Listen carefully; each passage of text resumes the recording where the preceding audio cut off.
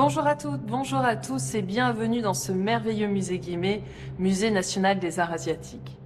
Nous vous proposons deux émissions exceptionnelles consacrées à la magnifique exposition qui se tient actuellement ici même, Médecine d'Asie, l'art de l'équilibre. Je vous emmène sans plus tarder à la découverte de cette exposition rare avec ses trésors uniques. Alors cette exposition Médecine d'Asie, l'art de l'équilibre, est une exposition comme j'aimerais en voir d'autres dans les années qui viennent au musée Guimet, c'est-à-dire un sujet finalement populaire qui peut intéresser un large public et pas simplement un public d'amateurs ou de spécialistes de l'art asiatique. Il était aussi important d'en parler à travers des œuvres d'art et à travers les secrets que nous délivrent ces œuvres d'art.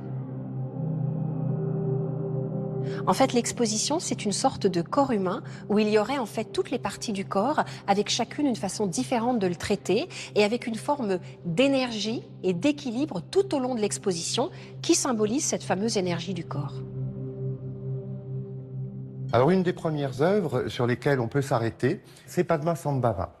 Padmasambhava est donc certes un religieux, mais nous le voyons ici sous les traits d'un médecin. Dans la main gauche, qui repose dans le giron, il y a un récipient. Ce récipient, c'est le bol de matière médicinale. Et puis, dans la main droite, qui esquisse un geste bien connu dans l'iconographie bouddhique, puisque c'est le geste du don, Padmasambhava tient une graine. La graine ou le fruit même du mirobolan. Le mirobolan, c'est un arbre dont les fruits sont censés avoir des vertus thérapeutiques extraordinaires. Donc les deux combinés, le fruit du mirobolan et le récipient de matière médicale, renvoient à une sorte d'iconographie générique des déités qui participent de cette science médicale. Alors Padmasambhava a reçu des enseignements du Bouddha lui-même. Ces enseignements étaient ceux qui concernaient la médecine. Mais Padmasambhava a considéré que ces enseignements, il ne pouvait pas les délivrer lui-même ni tout de suite aux hommes qui étaient ses contemporains. Il a donc caché les enseignements en question jusqu'au temps où a vécu un personnage du nom de Yutok Yunten Gompo, médecin de son état, qui est l'auteur présumé du grand traité médical qu'est le Gyushi. L'un de ses attributs, qui est une fleur de lotus, supporte un objet oblong dans lequel on reconnaît un manuscrit, le texte qui concerne le Bouddha, maître des remèdes. Et puis, l'autre fleur de lotus, qui est tenue par la main gauche, supporte un vase, ce même vase de liqueur médicinale qui apparaissait précédemment dans les mains de Padmasambhava, et sur lequel se trouve un objet très très important et très familier dans l'iconographie tibétaine, qui est un vajra, qui symbolise la foudre, la pureté, l'indestructibilité de toute chose. Et l'idée qui prévaut quand on associe le livre d'un côté, le vajra et le récipient de liqueur médicinale de l'autre, est que la médecine est quelque chose qui va de façon fulgurante permettre d'acquérir une sorte de pureté, à la fois physique, spirituelle, et de contribuer à la bonne santé et à une longue existence. En Asie, le diagnostic commence par la prise de pouls. C'est ce qu'on voit sur cette photo de Felice Beato. Alors en général, on posait son bras sur un petit oreiller et on prenait le pouls au niveau de l'artère radiale. Ça permettait en fait de sentir les méridiens, parce que la médecine extrême-orientale, elle s'appuie sur un réseau de 12 méridiens dans le corps qui correspond aux 12 organes principaux. L'idée, c'est que cette énergie qui circule dans le corps doit circuler de manière totalement équilibrée entre tous ces réseaux énergétiques. S'il arrive qu'il y a un blocage quelque part, on va justement intervenir sur les points d'entrée énergétique. Il y a plusieurs méthodes pour le faire, mais avant évidemment de commencer le traitement thérapeutique, on doit déterminer avec la prise de pouls où le blocage se situe dans le corps. L'autre manière de déterminer une pathologie qui pourrait intervenir dans le corps est la fasciomancie. La fasciomancie, c'est l'art en fait de déceler sur le visage, alors par une observation très aiguë, ça peut être les traits du visage, la couleur de la peau, la sororité de la voix, la façon de se tenir aussi, les différentes pathologies qu'il pourrait y avoir dans le corps. On voit sur ce rouleau qui vient de Dunhuang, rouleau du Xe siècle, qui est un traité de fasciomancie, justement, tous les aspects en fait du visage, toutes les entrées des points énergétiques qui permettent de déterminer les pathologies.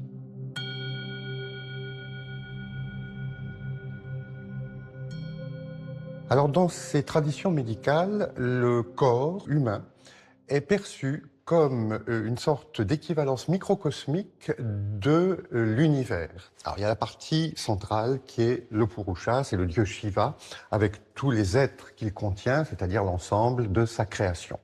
Et puis, il y a un monde inférieur, qui symboliquement est l'inconscient des êtres.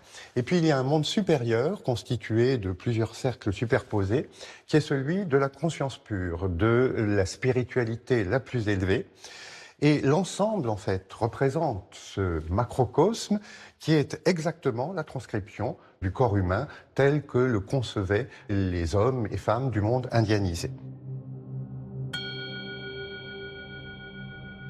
Concrètement, lorsqu'on regarde les jambes et puis ensuite le torse de notre personnage, ainsi que ses bras, on distingue deux lignes, une rouge, une bleue. Ces deux lignes sont ce que l'on appelle des nadis. Le terme nadi signifie rivière. Et ces rivières vont permettre aux fluides vitaux de se déplacer le long du corps en ondulant le long de la colonne vertébrale, de telle sorte que les éléments qu'elles contiennent irriguent le corps et le fassent vivre en bonne santé. En montant le long du torse, nos deux nadis vont se croiser au niveau de ces motifs qui font penser à des médaillons et qui sont concrètement ce que l'on appelle des chakras. Les chakras sont en fait des sortes de vortex où l'énergie vitale, le fluide spirituel va progressivement gagner la partie supérieure du corps, c'est-à-dire la tête, et au-delà, toutes les qualités nécessaires à l'éveil.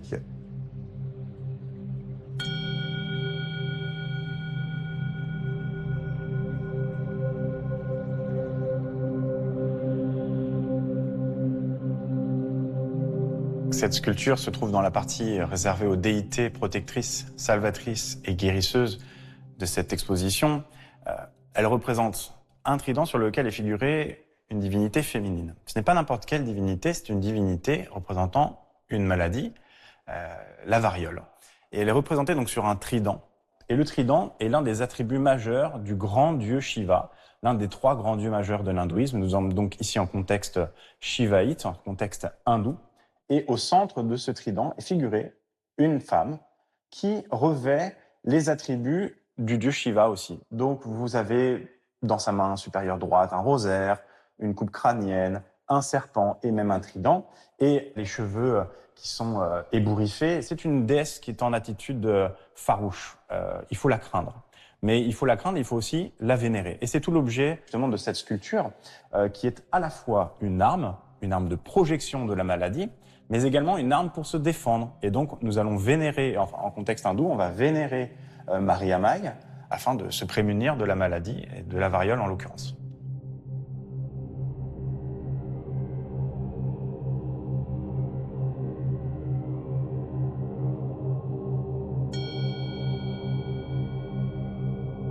La méditation fait partie des pratiques énergétiques et des pratiques médicales en Asie.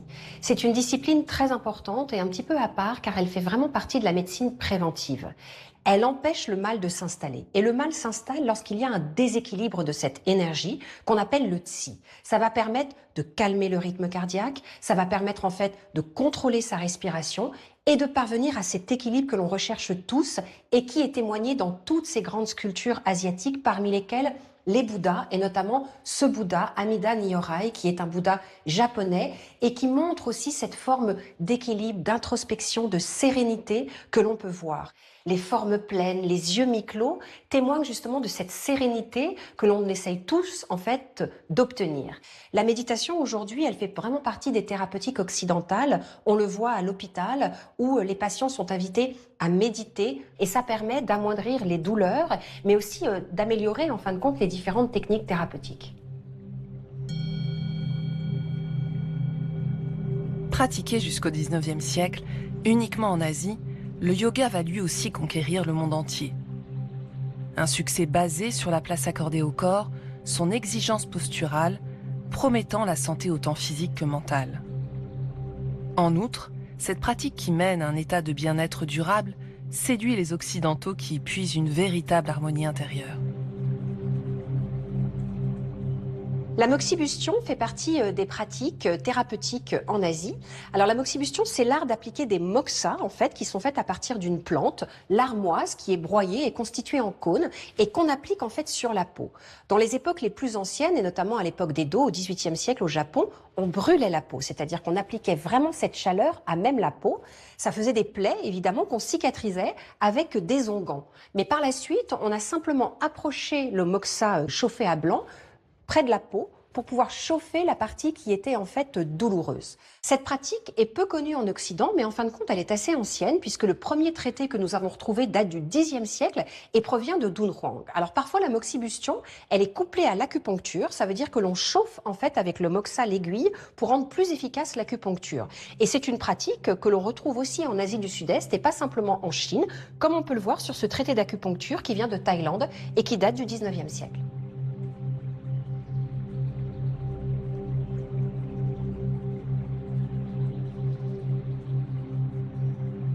L'herboristerie fait vraiment partie des pratiques les plus usitées en Asie, dans tout l'Extrême-Orient, en Inde, en Asie du Sud-Est et au Tibet. Alors cela consiste évidemment à ingérer des plantes qui peuvent être réduites en poudre, qui peuvent être ingérées par décoction, par tisane. Il y a un éventail extrêmement large de toutes les plantes et ces plantes sont d'ailleurs arrivées en Occident à peu près au XVIIe siècle. Ici, nous avons un meuble assez exceptionnel qui est un meuble d'herboriste qui est resté vraiment en l'état. Alors vous avez tous les petits tiroirs ici avec tous les noms des plantes. Ça permettait de faire un certain nombre de mélanges puisque chaque pathologie pouvait être soignée par une plante. Alors par exemple le ginseng qui était une sorte de panacée qui pouvait vraiment guérir un éventail très large de maladies. Et puis parfois, en fonction des pathologies diverses, en fonction aussi des humeurs de chacun, on choisissait des mélanges de plantes très spécifiques. Ce qui est intéressant, c'est qu'il y a certaines plantes que l'on connaît en Occident comme des teintures, par exemple l'indigo, alors que si on mélange l'indigo avec un autre type de plante, eh bien ça peut régler les problèmes gastriques.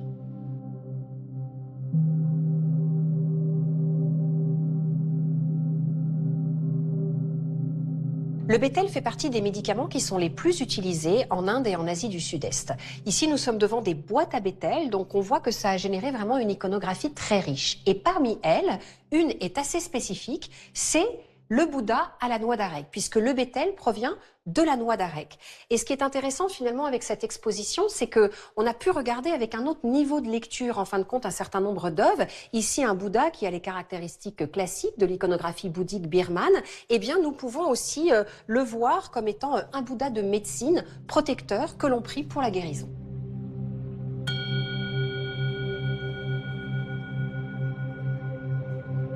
Avant de nous quitter et pour prolonger ce magnifique voyage, voici quelques ouvrages que nous vous proposons.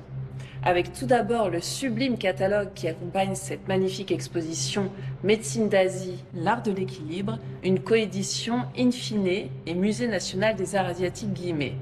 Vous y retrouverez chaque section de l'exposition illustrée par différentes œuvres ainsi que des textes explicatifs des plus grands spécialistes de ce domaine. La sagesse des 5 rites tibétains, rituels pour régénérer le corps, l'esprit et l'énergie, de Zhué Tsuei, chez Guy Trédaniel. Et enfin, la médecine tibétaine, ses secrets de guérison, du docteur Ingfrid Aubert, préfacé par sa sainteté le Dalai Lama, et publié aux éditions du Dauphin. C'est la fin de cette émission. Vous pouvez la revoir pendant un mois sur France.tv. Nous vous retrouvons la semaine prochaine pour la suite de ce très beau documentaire et nous vous souhaitons une très belle semaine.